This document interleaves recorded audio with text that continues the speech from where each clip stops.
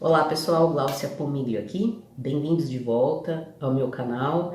Hoje a gente vai bater um papo aqui sobre o karma e se a gente deve, né, ou até quando vamos ficar pagando aí esse vaso chinês, esse vaso que por algum motivo a gente quebrou, não sabemos se quebramos nessa vida ou em qualquer outra das nossas existências, então a gente vai explorar um pouquinho isso e apenas para contextualizar.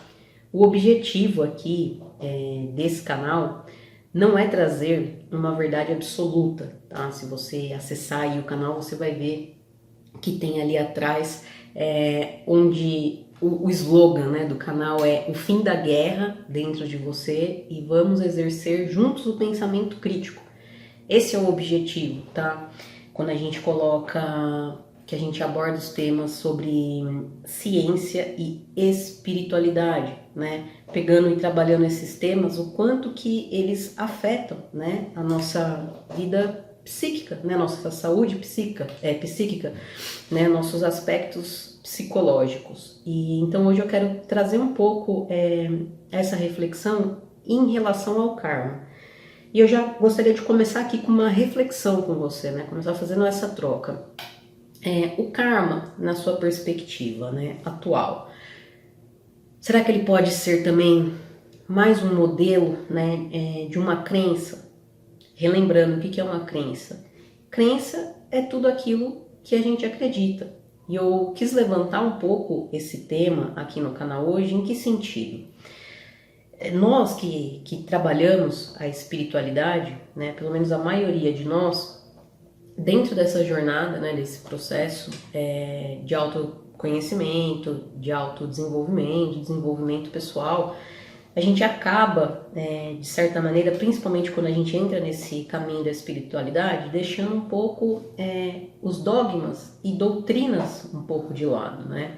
Muitos, né, até por vezes, acabam se distanciando, não está dentro, por exemplo, de alguma determinada religião. E é justamente esse ponto que eu gostaria de levantar. Porque às vezes a gente, conforme a gente vai estudando, que a gente vai se trabalhando, fazendo terapias, né, se conhecendo melhor, lidando com os nossos traumas, etc., a gente faz esse distanciamento da doutrina, correto? Em contrapartida, eu vejo, pelo menos eu percebo, né, principalmente estando aqui com o próprio canal no YouTube, um movimento por parte de muitos que se dizem espiritualistas, né, ou que trabalham com a espiritualidade, meio que dogmatizando, né, doutrinando novamente as pessoas que buscam por essa liberdade. Em que sentido? Em relação ao karma. Porque quando a gente fala de espiritualidade, temos a tendência de correlacionar também toda essa questão energética, toda essa questão mais holística da vida, né? Entendendo o ser humano de uma maneira mais holística. E de certa forma, pessoal, às vezes não tem como a gente escapar dos mistérios da vida. Inclusive, eu penso que a vida é um próprio mistério, que viver às vezes é um mistério. E às vezes, como a gente tende a buscar por um sentido, né, a razão da existência, inconscientemente a gente acaba caindo aonde? A gente acaba caindo nas religiões. Né? Se a gente parar para observar, é muito disso que acontece com todos nós. Então, quando a gente vem para essa questão da espiritualidade, muitas pessoas se amarram aonde? No karma. Mas percebam que a gente pode estar até falando praticamente da mesma coisa, porque muitas doutrinas, né, principalmente do cristianismo, a gente vai falar do pecado. Né? O karma, ele nasce sobretudo com o hinduísmo. Mas aqui no Ocidente, ele vai se fortalecendo através do Espiritismo, né, por meio de Allan Kardec. Mas o que a gente precisa entender também é que a própria doutrina espírita, ela não é 100% espírita. Ela vem com com esse pedaço, né, com esse dogma do pecado. Então, eu queria trazer um pouco essa reflexão. Será que o karma realmente, de fato, é uma conta bancária? Ou isso é mais uma crença? porque eu percebo, e eu percebo até mesmo pelos atendimentos, né? E também, às vezes, no movimento ou com outras pessoas, e de repente, até mesmo você. Será que em algum momento na sua vida, inconscientemente, você pegou e falou assim, ah, meu karma é isso daqui? Ou você fala, ah, fulano é meu karma, ou ah, essa situação é meu karma. A partir do momento que a gente expressa isso, né, ah, isso daqui é meu karma, pronto, você tá exatamente condenado, você acaba de se condenar. Será que o karma não é para nós mais um sentido de culpa? Você só está trocando a palavra. Ah, sou pecador. Ah, ou esse é o meu karma. Essa é uma reflexão que eu gostaria de fazer, né? O karma, o que ele vai ser, né? Ação e reação. Então, aquilo que eu fiz, inevitavelmente vai voltar para mim. Então, o karma, ele passa a ser também um elemento que é determinado, ele é determinístico, né? E quando a gente vai falar e agregar a questão da energia dentro desse contexto, então a gente está falando de uma física newtoniana. Mas o que eu percebo é que quando as pessoas vão associar a lei do karma com a questão da energia e vão utilizar argumentos científicos sobre a energia, as pessoas não vão usar a física newtoniana, elas vão utilizar a mecânica quântica. E aqui a gente já tem que traçar um ponto de reflexão, porque se a gente for falar de karma e for falar de energia utilizando a mecânica quântica para tentar sustentar isso vai ser quebrado. Essa teoria ela não se sustenta em pé.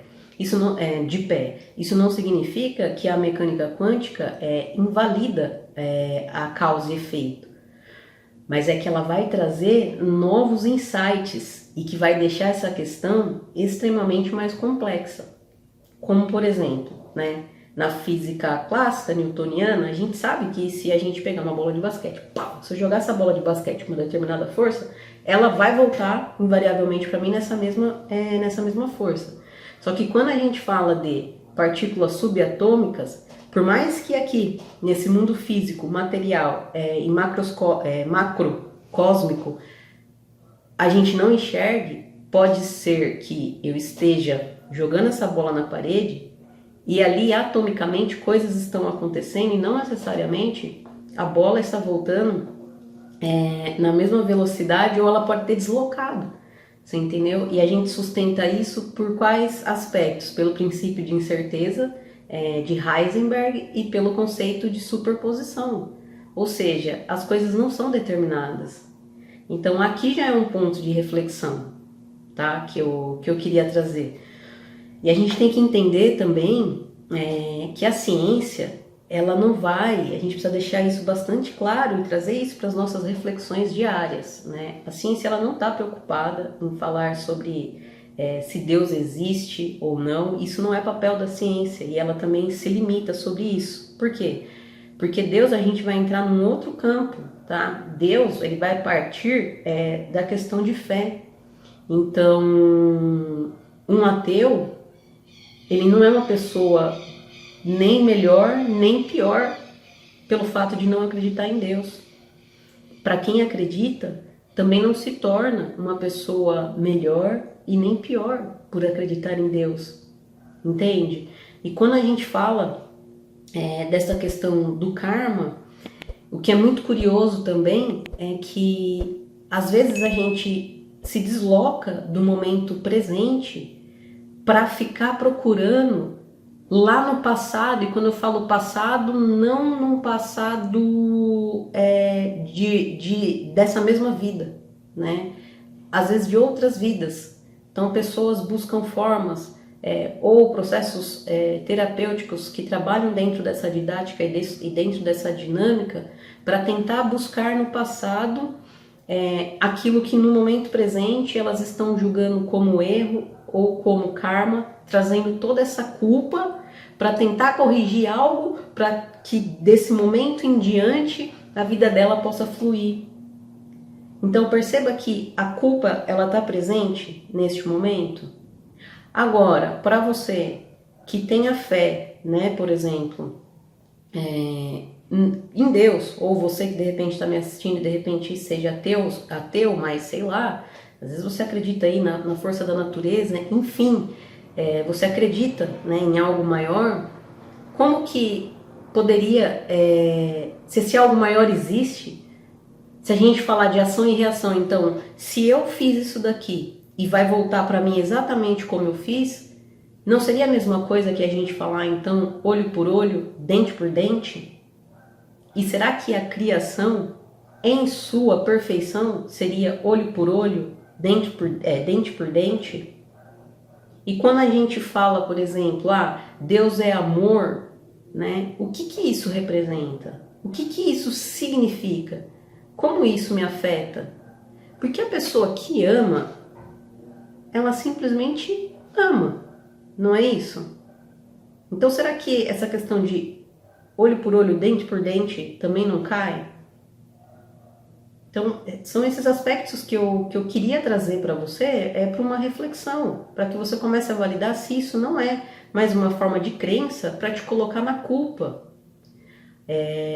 A vida, né, quando a gente fala de ação e reação, as coisas acontecem para você pelo que você é e não por aquilo que você foi. Que enquanto você fica tentando buscar no passado para justificar algo no presente, você está remoendo essas mesmas sensações. Ou seja, você no presente é algo que você está tentando descobrir lá no passado.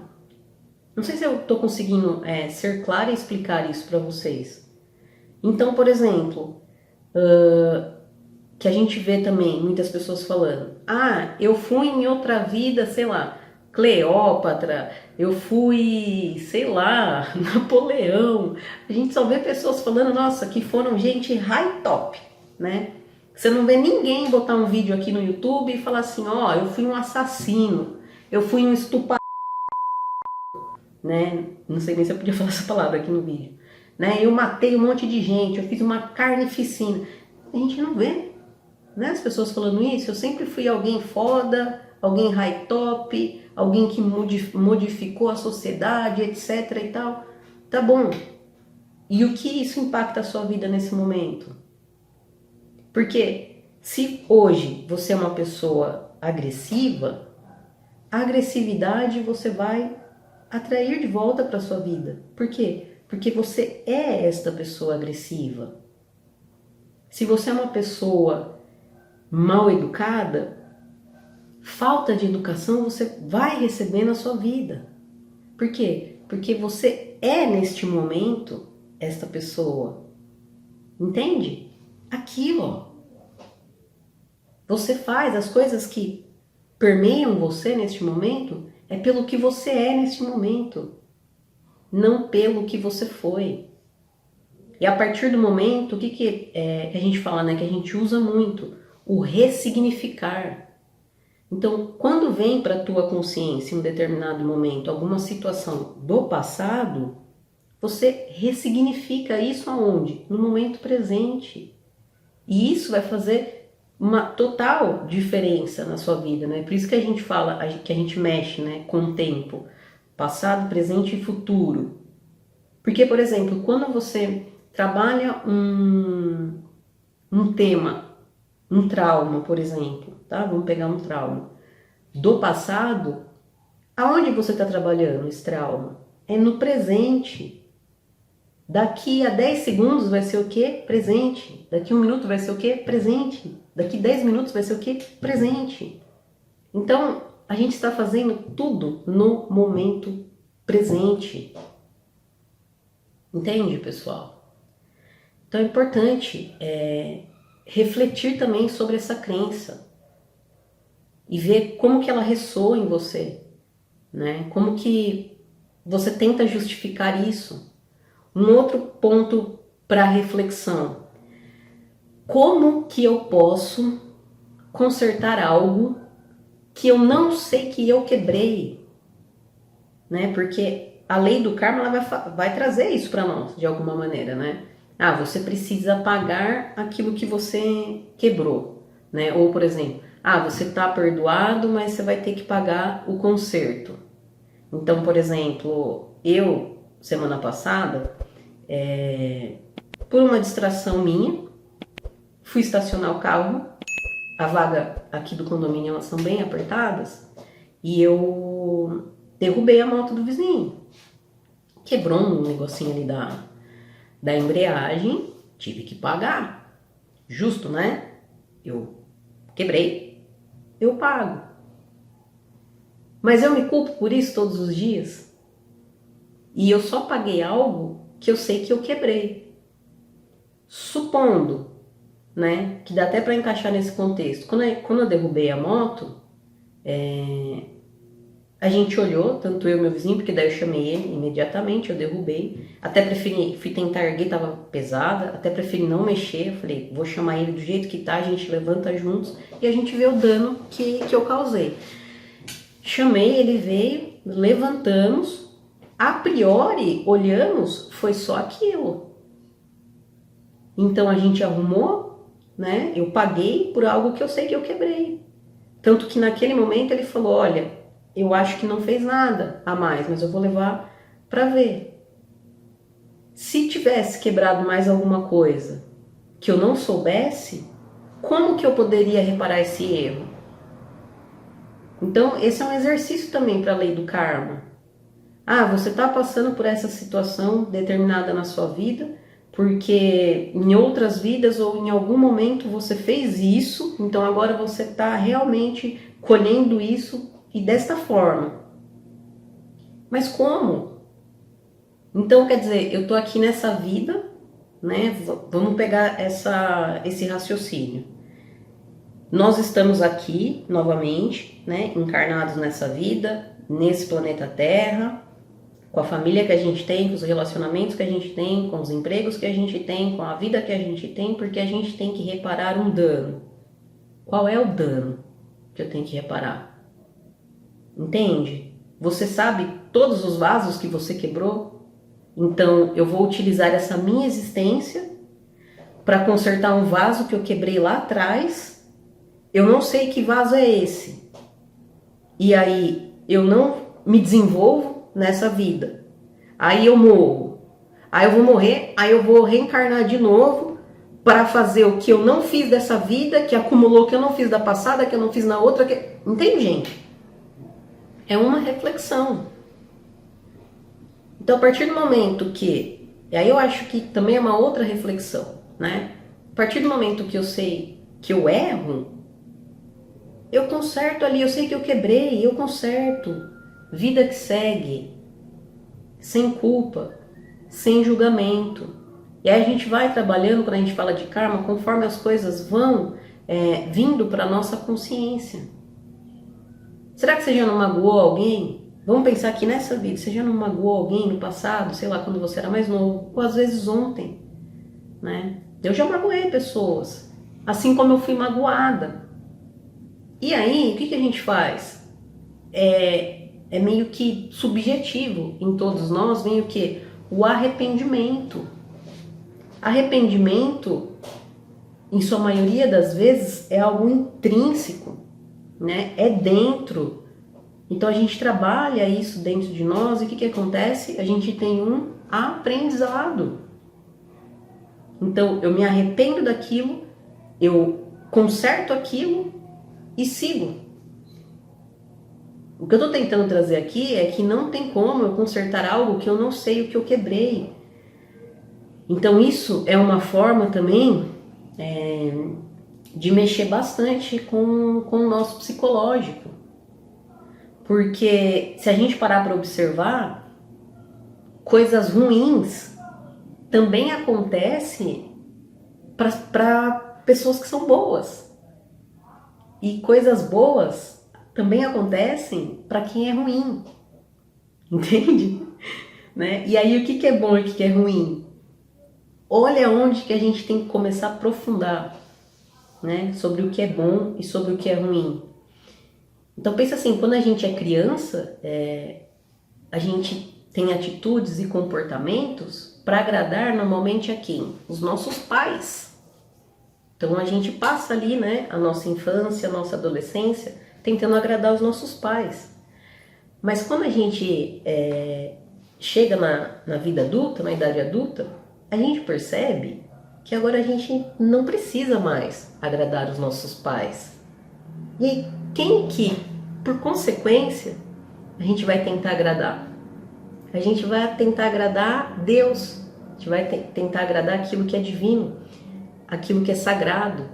E aí a gente tem, por tendência, tentar agradar Deus da mesma forma que a gente agradava os nossos pais, né?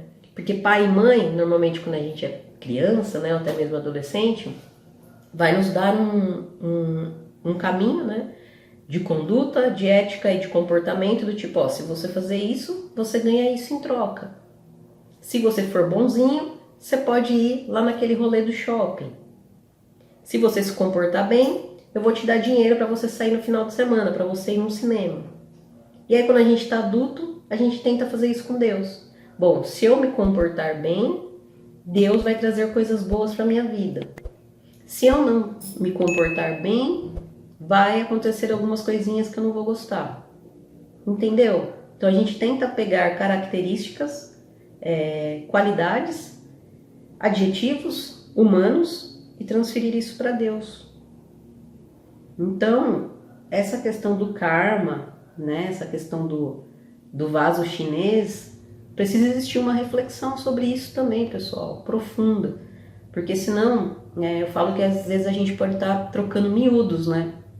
A gente sai de um dogma, de uma doutrina que normalmente a gente associa a uma religião e a gente começa a vir para a espiritualidade e começa a colocar outras crenças, né? A espiritualidade, ela também tem crenças. Aliás, tudo na nossa vida é mapeado por crenças. Então, aquilo que você acredita é de acordo com essa crença que você vai se comportar. É de acordo com essa crença que sua vida vai começar a se movimentar. Percebam que a vida é isso daqui, ó. O caos.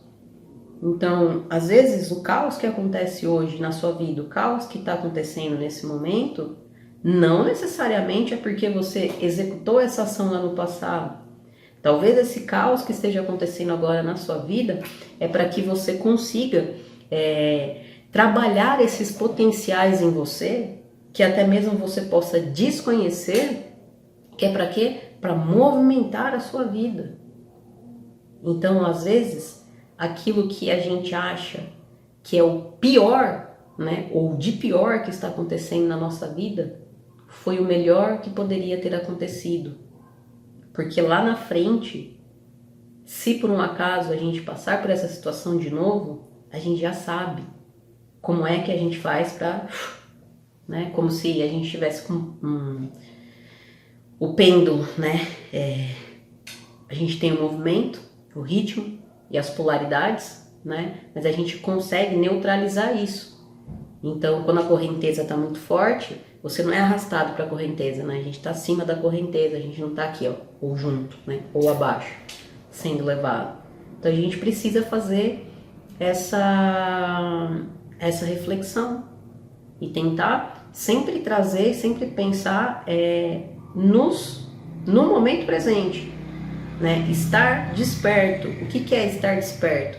Estar consciente das coisas que estão acontecendo, né? Existe o conceito também da sincronicidade, que foi desenvolvido pelo Jung juntamente com Pauli, né? Então, o conceito da sincronicidade são coisas que acontecem e elas são o quê? Acausal.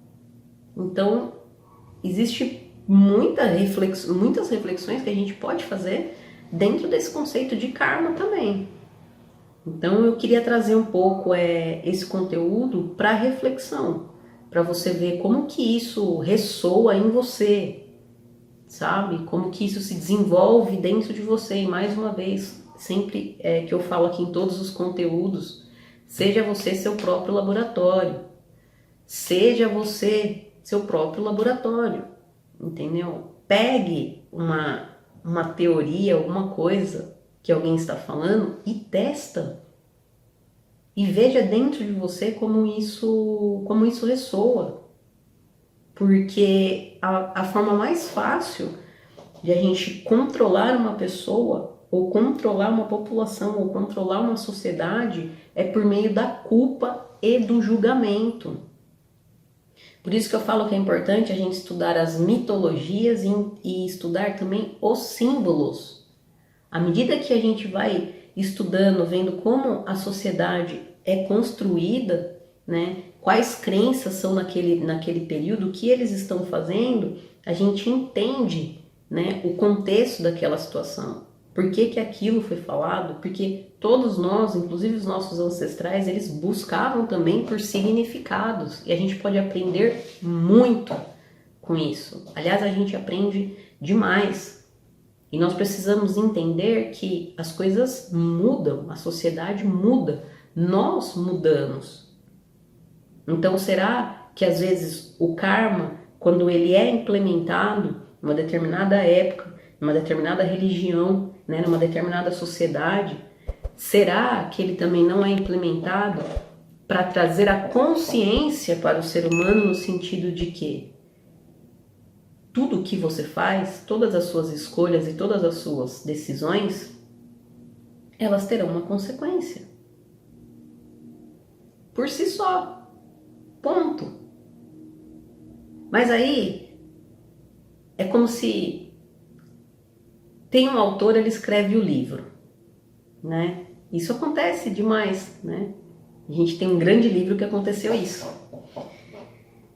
Então pega-se o que aquela pessoa escreveu, aí vem outra pessoa, interpreta de maneira diferente, que vem outra que interpreta diferente, interpreta diferente, ou seja, perdeu-se o conteúdo original, perdeu-se o que a pessoa de fato queria passar com aquilo. Então, o que cabe a nós? Buscar na fonte, ter uma reflexão crítica. A reflexão, ela sempre precisa ser crítica, pessoal, sabe? E a gente sempre tem que olhar os dois lados, né? Porque tudo haverá o seu par de opostos que, na verdade, são complementares.